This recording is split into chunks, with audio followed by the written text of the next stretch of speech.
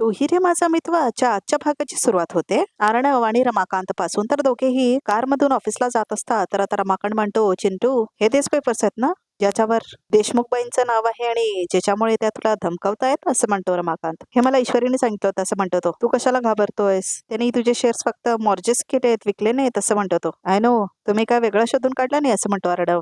हा म्हणजे, असं म्हणतो रमाकांत. पण वकिलाशी बोलून आम्ही केस करू शकतो तिच्यावर, असं म्हणतो रमाकांत. हेही माहिती आहे मला, असं म्हणतो अर्णव. इतकी वर्ष बिझनेस इंडस्ट्रीमध्ये काम करतोय मी, पहिल्यांदा नाही चाललोय ऑफिसला, असं म्हणतो अर्णव. तेच सांगतोय, एका गोष्टीला 4 गोष्टी कराव्या नाही लागत रे, एका वेळेला एकच गोष्ट नीट लक्ष देऊन, असं म्हणतो तो. तुम्ही शांत बसाल का? I am thinking about something, असं म्हणतो तो. तर आता इथे रमाकांत मात्र दुखावतो आणि म्हणतो, अरे तू हात, असं म्हणतो तो. कारण आता अर्णवची गाडी खूप फास्ट चालत असते. तर तो म्हणतो की तू गाडी नीट चालव, असं म्हणतो रमाकांत. अर्णव खूप जास्त चिडलेला असतो त्याच्यावरती आता आणि जोरात गाडी मारत असतो रमाकांतला घेऊन. तर घर दाखवलं इथे राजशिर्क्यांचं आणि स्वयंपाक करत असते ईश्वरी. ताई घरात आल्यापासून माझं तिच्याकडे दुर्लक्षच झालंय, असं म्हणते ईश्वरी. तिचा राग कसा शांत करू, असं म्हणते ईश्वरी. बोलू का तिच्याशी, असं म्हणते ईश्वरी. तर तिथेच नम्रता असते, ती सुद्धा कुकिंग करत असते. तर ईश्वरी मात्र काय काय भाज्या निवडत असते. तर नम्रता म्हणते, काल मी जरा जास्तच बोलले ईशूला. ती मनाने वाईट नाहीये हे माहित असूनही वाईट वागते, असं म्हणते नम्रता. सॉरी म्हणायला हवं तिला, असं म्हणते नम्रता. तर आता इथे दुपारची वेळ असते आणि अर्णव आणि रमाकांत लॉयरकडे गेलेले असतात. तर आता अग्रीमेंटच्या टर्म्स पाहिलं ना, असं म्हणतो तो लॉयर, तर तुमचे शेअर्स मॉर्टेज आहेत, आपण तर सोडून देऊ शकतो, असं म्हणतो लॉयर. तर आकाश सुद्धा असतो इथे. त्यासाठी तुमच्याकडे फक्त 1च महिना आहे. व्हॉट, असं म्हणतो आकाश. 1 महिना, असं म्हणतो आकाश. हो, असं म्हणतात लॉयर. जनरली तेवढाच वेळ असतो सगळ्यांकडे, पण कंपनीचं 60% शेअर्स माझ्याकडे आहे. हा एकाच वाक्यावर स्ट्रेस करून मिसेस देशमुख तुम्हाला मिसलेट करतायत, असं म्हणतो लॉयर. आय थॉट सो, असं म्हणतो अर्णव. आणि स्टेक्स त्यांच्या नावी झाल्या असं भासून त्या तुमची बाजू वीक करतायत, असं म्हणतो लॉयर. आता आपल्याला काही करणं शक्य नाही, आपल्याच्याने काय होणार नाही, असं समजून तुम्ही माघार घ्यावी असं त्यांना वाटते, असं म्हणतो लॉयर. आणि ही त्यांची स्ट्रॅटेजी आहे हे तुम्ही लक्षात घ्या, असं म्हणतो लॉयर. अति स्वार्थ आणि सूडबुद्धी, दुसरं काही नाही, असं म्हणतो रमाकांत. एक्झॅक्टली, असं म्हणतो लॉयर. तुम्ही पॅनिक झाल्यावर त्या तुमच्या कामात अडथळा आणणार आणि मग तुम्ही चुका करणार. हेच हेच मिसेस देशमुखांना हवंय, असं म्हणतो तो लॉयर. आणि त्यानंतर बोर्ड ऑफ डिरेक्टर्सच्या मीटिंगमध्ये सगळं सांगणार आणि हळूहळू कंपनी कॅप्चर करणार, असं म्हणतो लॉयर. 20 वर्षापूर्वी असंच काही झालं होतं, असं म्हणतो रमाकांत. माझे एक पार्टनर होते, त्यांचं नाव. सर पुढची प्रोसिजर काय असेल, असं म्हणतो अर्णव. तर रमाकांतला बोलायलाच येत नाही तो. तर लॉयर म्हणतो, पुढे काय करायचं, आपलं पेपर वर्क आपण चालूच ठेवूया आणि तुम्ही सगळ्यांनी एक नक्षा ठेवा. या महिन्याभरात मिसेस देशमुख काही जरी बोलल्या तरी जस्ट इग्नोर हर, काहीच रिस्पॉन्ड करू नका, असं म्हणतो आता लॉयर.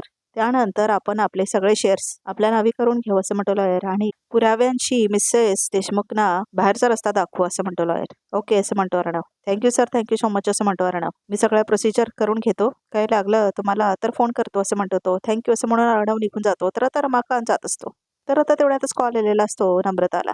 तर आता तो ईश्वरीला कॉल आलेला असतो. आईचा फोन, असं म्हणते ईश्वरी. इशू ऐक ना, कॉल नको घेऊस प्लीज, असं म्हणते नम्रता. आपण काय सांगणार आहोत त्यांना लग्नाबद्दल, असं म्हणते नम्रता. पण कधी ना कधीतरी सांगावं लागेलच ना, असं म्हणते ईश्वरी. हो, पण ऐक ना, आपण विचार करूया आधी आणि मग ठरवूया काय सांगायचं ते, असं म्हणते नम्रता. तर बघा प्रेक्षक हो, कशी डांबरत असते नम्रता ईश्वरीला, किती वाईट वागवत असते बघा प्रेक्षक. खरंच मला नम्रता हे पात्र अजिबात आवडत नाही. बरं, असं म्हणते ईश्वरीने आईचा फोन घेतच नाही ती.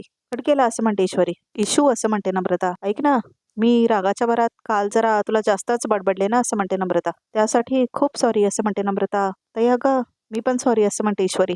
काय ना, आपल्यात अशी सिरियस भांडणं कधी चालीच नाहीत, म्हणून छोटी नोकझोक तर आपली होतच असते ना, असं म्हणते ईश्वरी. हो, असं म्हणते नम्रता. पण ताई आता मला वेगळंच टेन्शन आलंय ग, असं म्हणते ईश्वरी. कसलं, असं म्हणते नम्रता. हेच की आपण आता आई बाबांना तुझ्या लग्नाबद्दल नाही सांगतोय, तरी बाहेरून त्यांना कळलं तर, असं म्हणते ईश्वरी. तर आता रमाकांत बाहेर येतो आणि म्हणतो, चिंटू वकील साहेबांनी दिलेला सल्ला चांगलाच आहे.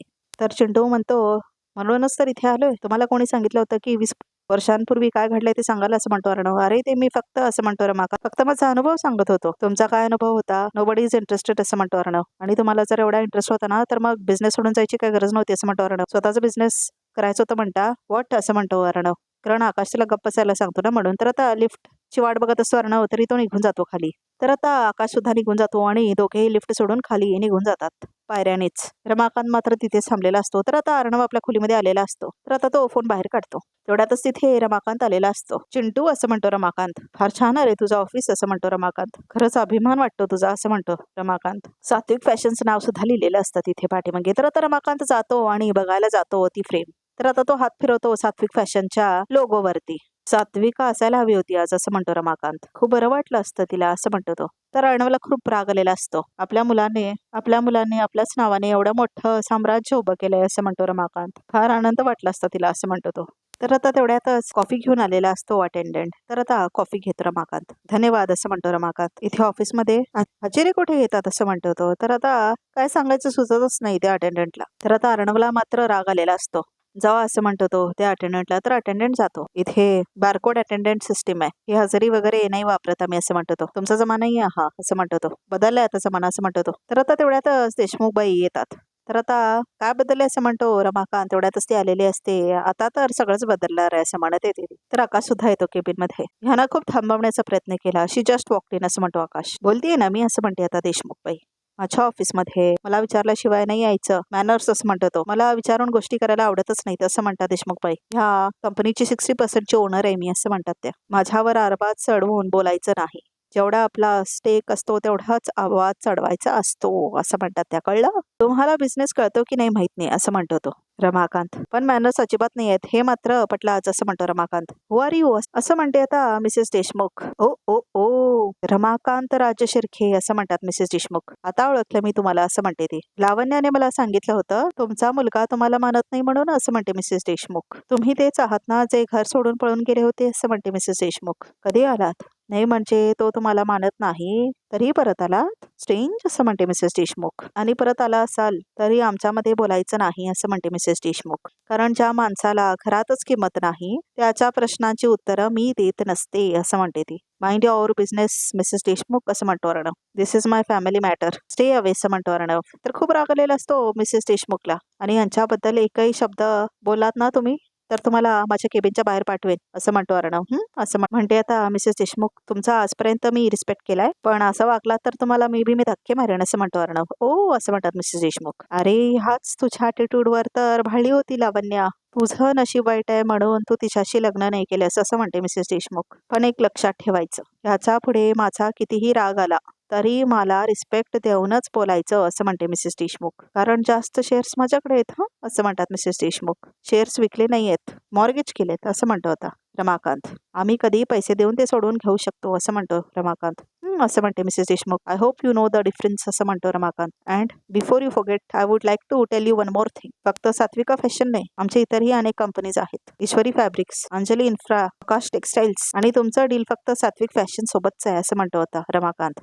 असं म्हणते आता मिसेस देशमुख. आम्ही आमचा सगळा टर्नओव्हर आमच्या इतर ब्रँड्समध्ये शिफ्ट करून ही कंपनी पूर्णपणे दिवाळखोर डिक्लेअर करू शकतो, असं म्हणतो रमाकांत. तर आता सगळ्यांना खूप आश्चर्य वाटत असतो, एवढा हुशार आहे रमाकांत म्हणून शिर्के आणि आकाशला त्याचं बोलणं ऐकून. तर आता अर्णवला पण एकदमच शॉक बसतो, एवढा हुशार आहे का रमाकांत म्हणून. तर आता इथे रमाकांत म्हणतो, बघा झाला की नाही गेम चेंज, असं म्हणतो रमाकांत. मग दिवाळ्याचा सगळ्यात मोठा वाटाही तुमचा असेल, असं म्हणतो रमाकांत. 60% लॉस, असं म्हणतो रमाकांत. पण माझा मुलगा पैशांच्या मागे धावणारा बिझनेसमॅन नाही, असं म्हणतो रमाकांत. तरी हा बिझनेस त्याने त्याच्या आईच्या नावाने चालू केलाय, त्याच्यासाठी हा फक्त बिझनेस नाही, त्याला त्याची आठवण आहे, असं म्हणतो रमाकांत. आणि म्हणूनच सात्विक फॅशन वाचवण्यासाठी तो काही करू शकतो आणि करेल याची खात्री आहे मला, असं म्हणतो रमाकांत. तर आता देशमुखबाई मात्र डोलत असतात मान.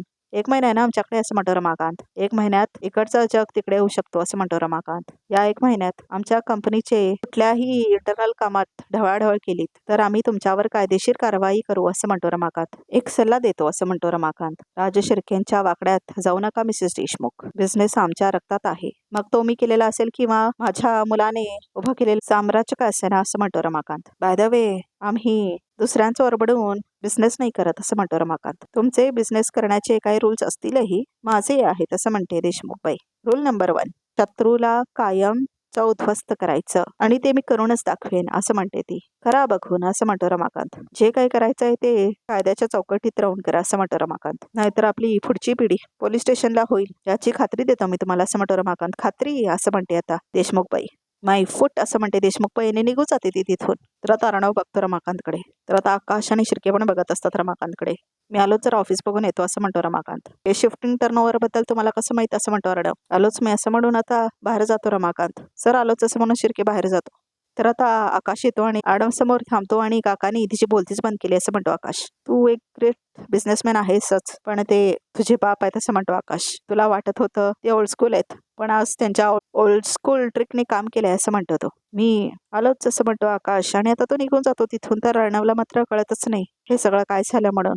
तर आता तो विचार करत बसलेला असतो. माझा मुलगा पैशांच्या मागे धावणारा बिझनेसमॅन नाही आहे. त्याने हा बिझनेस त्याच्या आईच्या नावाने चालू केलाय. त्यामुळे हा बिझनेस त्याच्यासाठी फक्त बिझनेस नाही, त्याच्या आईची आठवण आहे. आणि म्हणूनच सात्विक फॅशन वाचवण्यासाठी तो काही करू शकतो आणि करेल ह्याची मला खात्री असं म्हटलेलं असतो ना रमाकांत. 1 महिना आहे ना आमच्याकडे. ह्या 1 महिन्यात आमच्या कंपनीच्या कुठल्याही इंटरनल कामात जर ढवळाढवळ केली तर आम्ही तुमच्यावर कायदेशीर कारवाई करू असं म्हटलेलं असतो ना रमाकांत. ते सगळं आठवतं आता इथे अर्णवला आणि त्याला खूप जास्त आनंद झालेला असतो. तर आता इथे नम्रताला दाखवले तर आता ती चहा बनवत असते. तर आता घरी आलेले असतात सगळे. आकाश, अर्णव, रमाकांत वगैरे सगळे आलेले असतात. संध्याकाळची वेळ असते. तर ईश्वरी तेवढ्यातच खाली आलेली असते आणि आता ती रमाकांतला बघते. तर आता ईश्वरी जाते रमाकांतकडे. बाबा या या या असं म्हणते ईश्वरी. अहो काय बढिया दिसतंय बाबा. मी लांबून बघितलं, मला कळच नाही आपल्या घरी कोण आलंय. मग लक्षात आलं की आपण सकाळी तयार केलंय असं म्हणते ईश्वरी. तेवढ्यातच आकाश आणि अर्णव सुद्धा आलेले असतात. तर आता बढिया म्हणून हसत असते ती. अहो बाबा इथेच काय बोलत बसला, या या आतमध्ये या ना असं म्हणते ईश्वरी. आणि आता ती अर्णवला इग्नोर करते आणि सासऱ्याला आतमध्ये घेऊन जाते, म्हणजे रमाकांतला. तर आता अर्णवला कळतच नाही काय करते ती म्हणून. हिचं काय चाललंय नुसतं बडबड बडबड असं म्हणतो आता अर्णव. बसा बाबा असं म्हणते ईश्वरी. बरं मला सांगा ना काय काय झालं आज ऑफिसमध्ये असं म्हणते ईश्वरी. काय काय केलं तुम्ही, कसा होता पहिला दिवस. मी सांगतो असं म्हणतो आकाश. खूप ऑसम होता असं म्हणतो तो. पहिल्याच दिवशी काकाने सिक्सर मारलाय असं म्हणतो आकाश. म्हणजे असं म्हणते ईश्वरी. सांगा असं म्हणतो आकाश. बाबा हो सांगा ना, आकाश भाऊजी असं का म्हणतायत ते सांगा ना, काय केलं तुम्ही असं म्हणते ईश्वरी. काय नाही म्हणजे एका उद्योगपतीने जे केलं असतं ते केलं असं म्हणतो तो. तर आता ईश्वरीला खूप जास्त आनंद झालेला असतो. अर्णवला काय सगळं आवडत नसतं. तर आता रमाकांत उभारतो आणि निघून जातो आतमध्ये. प्लीज कोणी सांगणार आहे का मला असं म्हणते ईश्वरी. काय केलं बाबाने.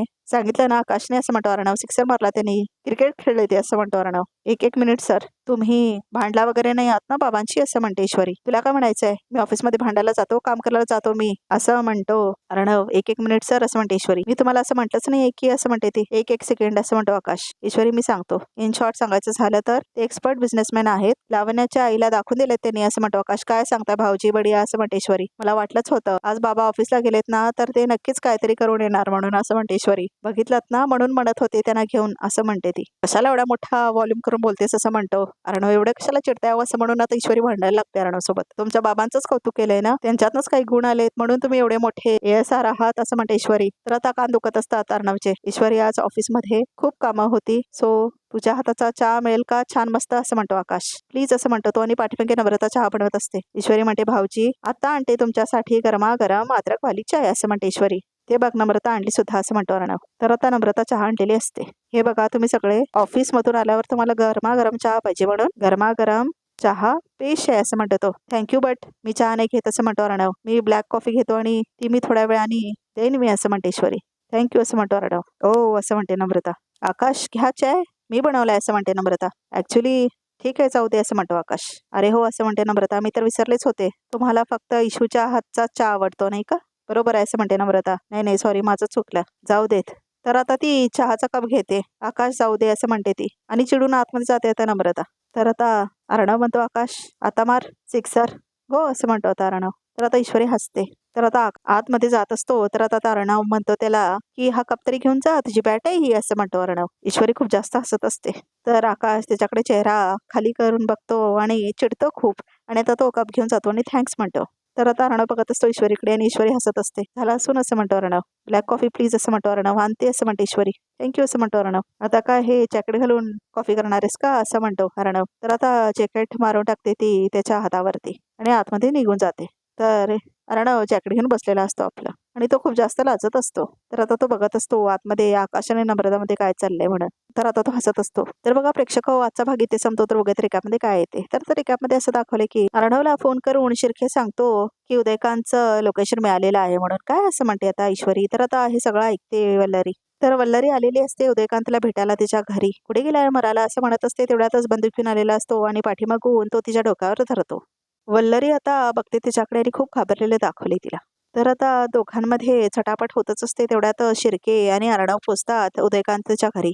तर जोरात दरवाजा आपटत असतो तो उदयकांत. उदयकांत म्हणत असतो अर्णव. वल्लरी आणि उदयकांत दोन्हीही घाबरलेले असतात आणि आतमध्येच असतात. तर आता वल्लरीला पण खूप भीती वाटत असते. तर प्रेक्षक हो, रिकॅप सुद्धा इथेच संपतो. तर आमच्या चॅनलला नक्की सबस्क्राईब करा आणि अशाच एक्सक्लुझिव्ह फोटोज बघायचे असतील तर आमच्या ह्या चॅनलला सबस्क्राईब करा आणि अजून हा व्हिडिओ बघत राहा. एक्सक्लुझिव्ह स्नॅप्स ह्या रिकॅप नंतर आहेत.